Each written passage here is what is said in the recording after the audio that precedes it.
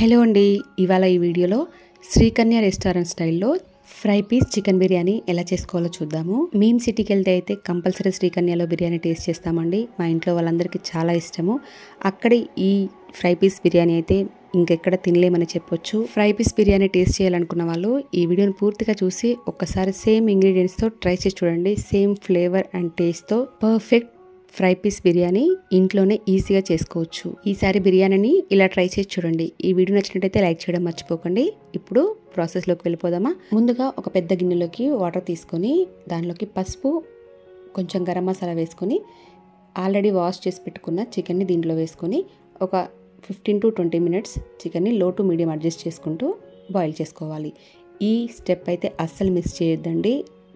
Piece కరెక్ట్గా ఉడికి perfect flavour రావాలంటే కంపల్సరీ చికెన్ని బాయిల్ చేయాల్సిందే. ఇలా 80 to 90% బాయిల్ అవుతుంది. అప్పుడు ఈ వాటర్లో నుంచి చికెన్ని తీసుకొని ఒక బౌల్లోకి పెట్టుకొని రెడీ చేసుకోవాలి.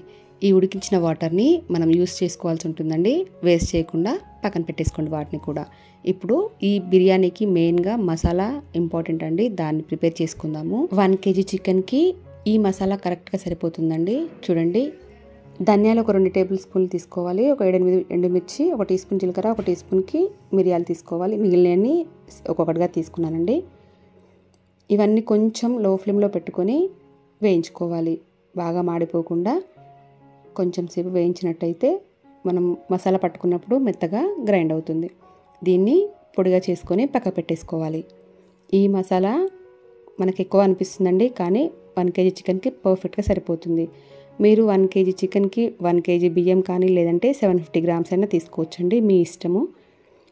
పీసెస్ ఎక్కువగా ఉండాలనుకుంటే 750 grams తీసుకోండి. రైస్ ఎక్కువగా తింటామనుకుంటే 1 kg అయినా తీసుకోవచ్చు. ఇలా ఒక 2-3 సార్లు బాగా వాష్ చేసుకొని ఒక అరగంట అయినా బియ్యాన్ని నానబెట్టుకోవాలి. ఇప్పుడు కర్రీ ప్రిపేర్ చేసుకుందాము. కొంచెం మందంగా వెడల్పుగా ఉన్న ప్యాన్ తీసుకొని దానిలోకి ఒక 3-4 టేబుల్ స్పూన్ల ఆయిల్ వేసుకొని 3 పచ్చిమిర్చి, ఒక 4-5 ఆనియన్స్ కూడా ఇలా సన్నగా కట్ చేసుకొని వేసుకోవాలి. ఉల్లిపాయ బాగా ఎర్రగా మగ్గాల్సిన అవసరం లేదండి. దానిలోకి 2 టేబుల్ స్పూన్ల అల్లం వెల్లుల్లి పేస్ట్ వేసుకొని అల్లం పేస్ట్ ఇలా ఆయిల్లో బాగా ఫ్రై అవ్వనివ్వాలి. అల్లం వెల్లుల్లి పేస్ట్ ఇలా బాగా వేయించుకున్న తర్వాత దానిలోకి ఒక గుప్పడు కరివేపాకు వేసుకోండి. కరివేపాకు మాత్రం కంపల్సరీ వేసుకోవాలండి. వాళ్ళ సీక్రెట్ ఇదని కూడా చెప్పొచ్చండి. కరివేపాకు కంపల్సరీ వేస్తారు. ఒక 1.5 నుంచి 2 టీ స్పూన్స్ వరకు పసుపు వేసుకొని ఇలా కలుపుకోవాలి.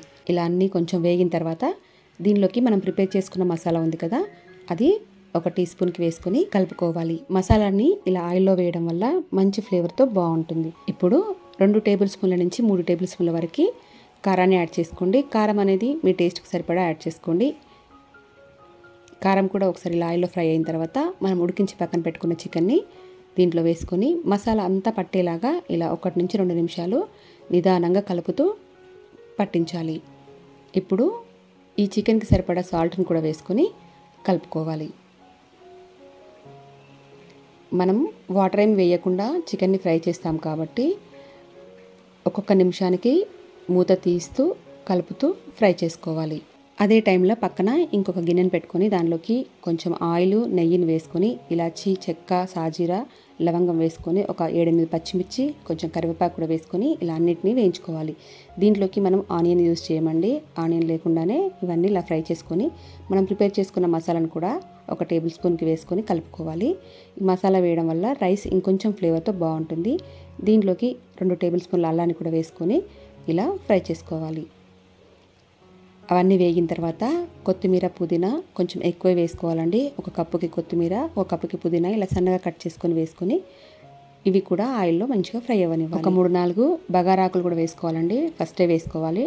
ఇక్కడ నేను పక్కన పెట్టి మర్చిపోయాను, ఇప్పుడు యాడ్ చేసుకుంటున్నాను. అవి కూడా ఆయిల్లో మంచిగా ఫ్రై అవ్వనివ్వాలి. ఇవన్నీ ఇలా వేగుతున్నప్పుడు ఒకసారి మధ్యలో చికెన్ని కూడా కలుపుకుంటూ ఉండాలండి. మనం ఈ టైంలో కనుక చికెన్ని కలపకపోతే మాడిపోయే ఛాన్స్ ఉంటుంది. ఎందుకంటే మనం వాటర్ వేయకుండా మసాలా వేస్తూ ఫ్రై చేస్తున్నాం కాబట్టి మాడిపోతుంది. ఇలా మధ్య మధ్యలో కలుపుతూ ఫ్రై చేసుకోవాలి. ఇలా కొద్దిగా మసాలా యాడ్ చేసుకుంటూ కలుపుకోవాలి. ఒకేసారి మసాలా వేసినట్టయితే చికెన్కి లోపల వరకు మసాలా పట్టదండి.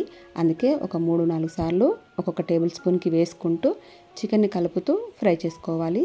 లో ఫ్లేమ్లోనే ఉంచి ఈ టైంలో ఒక 1/2 కప్పుకి కొత్తిమీర కూడా వేసుకొని ఇలా కలుపుతూ ఫ్రై చేసుకోవాలి. మళ్ళీ మూత పెట్టుకొని ఇంకొంచెం సేపు ఫ్రై చేసుకోవాలి. మనకి ఇవన్నీ వేగిపోయాయి కదండి. ఇప్పుడు దీనిలోకి వాటర్ యాడ్ చేసుకోవాలి.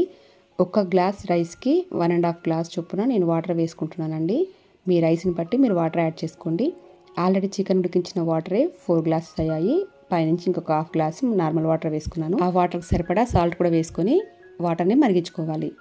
ఇప్పుడు చికెన్ కూడా మొత్తం ఫ్రై అయిపోయిందండి. చివరిగా దీంట్లోకి కొంచెం కొత్తిమీరని కూడా యాడ్ చేసుకొని రైస్ మొత్తం ఉడికించుకునే వరకు దీన్ని మూత పెట్టుకొని పక్కకు పెట్టేసుకోవాలి.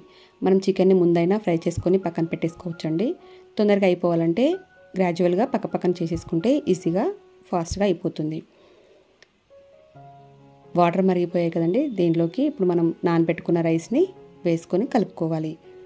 వాటర్ పడకుండా రైస్ని మాత్రమే వేసుకోవాలి. ఆల్రెడీ మనం మెజర్ చేసి వాటర్ వేసుకొని ఉంటాం కాబట్టి వాటర్ పడేలాగా రైస్ వేసుకున్నట్టయితే మనకు రైస్ అనేది మెత్తగా అవుతుంది. అంత బాగోదు. కరెక్ట్గా మెజర్ చేసుకొని వేసుకోవాలి. అన్నం పొడి పొడిగా ఉంటేనే ఈ ఫ్రై పీస్ బిర్యానీకి పర్ఫెక్ట్గా ఉంటుంది. ముద్దగా అయితే అంత టేస్టీగా ఉండదండి. చెక్ చేసుకుంటూ రైస్ని వాటర్ని అడ్జస్ట్ చేసుకొని వేసుకోవాలి. మధ్యలో ఒకసారి కలుపుకోవాలి. ఆయిల్ మసాలా అంతా పైకి తేలుతుంది కదండి. ఇలా ఈ టైంలో ఒకసారి కిందంతా కలిసేలాగా కలుపుకోవాలి. ఇలా కలుపుకున్న తర్వాత మూత పెట్టుకొని ఫ్లేమ్ని తక్కువలో పెట్టేసుకొని చిన్న మంట మీద రైస్ని ఉడికించుకోవాలి. అలా అయితే ఈవెన్గా లోపల వరకు కుక్ అయ్యి వాటర్ ఏం లేకుండా పొడిగా రైస్ అవుతుంది. చూడండి మనకు రైస్ ప్రిపేర్ అయిపోయింది. చూడండి ఇలా పొడిగా రైస్ని ప్రిపేర్ చేసుకోవాలి. మనం వాటర్ని బియ్యంతో కరెక్ట్గా మెజర్ చేసుకొని పోసుకున్నట్టయితే ఇలా పొడిగా ముందుగా మసాలా ప్రిపేర్ చేసుకున్నప్పుడు చాలామంది అమ్మో అంత మసాలా అనుకుంటుంటారండి. కానీ ఆ మసాలా ఈ చికెన్కి కరెక్ట్గా సరిపోతుంది. చేసి చూడండి.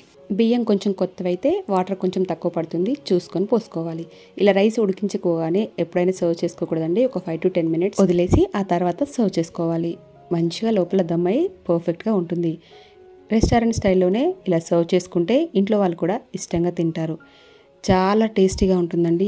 ఒక్కసారి చేసుకున్నట్టయితే నార్మల్ దమ్ బిర్యానీ కంటే ఈ ఫ్రై పీస్ బిర్యానీ మళ్ళీ చేయమని అడిగేంత టేస్టీగా ఉంటుంది. ఈసారి బిర్యానీ చేసుకోవాలనుకుంటే ఒకసారి ఇలా ట్రై చేసి చూడండి. చేసుకోవడం కూడా చాలా సింపుల్గా ఈజీగా చేసుకోవచ్చండి. తక్కువ టైంలో కూడా అయిపోతుంది. కాబట్టి కంపల్సరీ ఇలా ట్రై చేసుకోండి. మీలో ఎంతమందికి ఈ ఫ్రై పీస్ చికెన్ బిర్యానీ ఇష్టమో కామెంట్ సెక్షన్లో తెలియచేయండి. నాకు తెలిసి ఒక్కసారి ఈ రెస్టారెంట్లో బిర్యానీ తిన్న వాళ్ళకైతే కంపల్సరీ మళ్ళీ తినాలనిపిస్తుంది. అంతేకాకుండా ఎలా చేయాలో కూడా తెలిసుంటే బాగుంటుండే అనిపిస్తుంది కదండి. ఈ ప్రాసెస్ పర్ఫెక్ట్గా ఉంటుందండి. ఆ టేస్ట్కి ఏమాత్రం తీసిపోకుండా same as it is Srikanya restaurant స్టైల్లో ఉంటుందా లేదా ట్రై చేసి కామెంట్ సెక్షన్లో తెలియచేయండి. ఈ వీడియో మొత్తం చూసిన తర్వాత మీకు ఎలా అనిపించింది, మీ ఒపీనియన్ కూడా షేర్ చేయండి. నిజంగా వీడియో యూస్ఫుల్ అనిపిస్తే మీకు నచ్చితే లైక్ చేయడం అయితే అస్సలు మర్చిపోకండి. మీ ఫ్రెండ్స్కి మీ రిలేటివ్స్కి ఈ వీడియోని షేర్ చేసి కొత్తగా చూస్తున్న వాళ్ళు కంటెంట్ నచ్చితే ఛానల్ని సబ్స్క్రైబ్ చేసుకొని బెల్ ఐకాన్ క్లిక్ చేయండి. నేను వీడియో పెట్టగానే మీకు నోటిఫికేషన్ వస్తుంది. Thank you for watching.